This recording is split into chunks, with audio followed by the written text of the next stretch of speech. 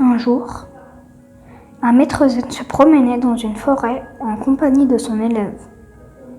Chaque jour, après un temps de méditation, il aimait enseigner les fondements de la vie, à travers les éléments qui forment la nature. Alors qu'ils arrivaient au bord d'une rivière, le maître aperçut un scorpion qui se noyait et décida de le sortir hors de l'eau. Lorsqu'il le fit, le scorpion le piqua. Sous l'effet de la douleur, le maître lâcha l'animal qui de nouveau tomba à l'eau et recommença à se noyer. Le maître tenta de le tirer nouvellement et l'animal le piqua encore. Le jeune disciple qui était en train d'observer se rapprocha du maître et lui dit : « Excusez-moi, maître, mais vous êtes têtu. Ne comprenez-vous pas qu'à chaque fois que vous tenterez de le tirer de l'eau, il va vous piquer ?» Le maître répondit : « La nature du scorpion est de piquer, et cela ne va pas changer la mienne, qui est d'aider. » Alors, à l'aide d'une feuille, le maître tira le scorpion de l'eau et sauva sa vie. Puis, s'adressant à son jeune disciple, il continua : « Ne change pas ta nature. Si quelqu'un te fait mal, prends juste des précautions. Les uns poursuivent le bonheur, les autres le crient. Quand la vie te présente 1000 raisons de pleurer, montre-lui que tu as 1000 raisons pour sourire.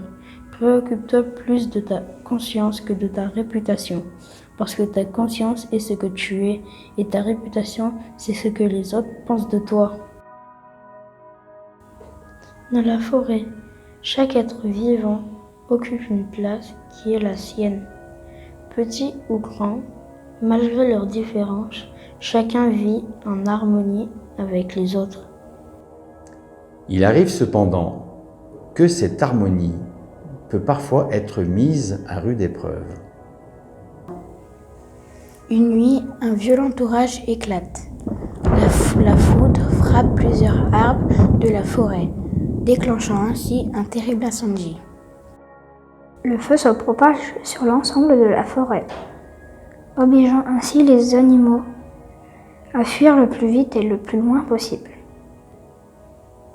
Tous les animaux, terrifiés, observent impuissants ce désastre. Seul le petit colibri, aussi frêle que déterminé, s'active en allant chercher quelques gouttes d'eau dans son bec, qu'il jette sur le feu, recommençant son manège sans relâche. Au bout d'un moment, le tatou, agacé par cette activité inutile à ses yeux, lui dit : « Colibri, tu n'es pas un peu fou ? Tu crois que c'est avec ces gouttes d'eau que tu vas éteindre le feu ? » ?»« Je le sais, » répond le colibri. « Je le sais. Mais moi, au moins, je fais ma part. » Et vous, qu'en pensez-vous ?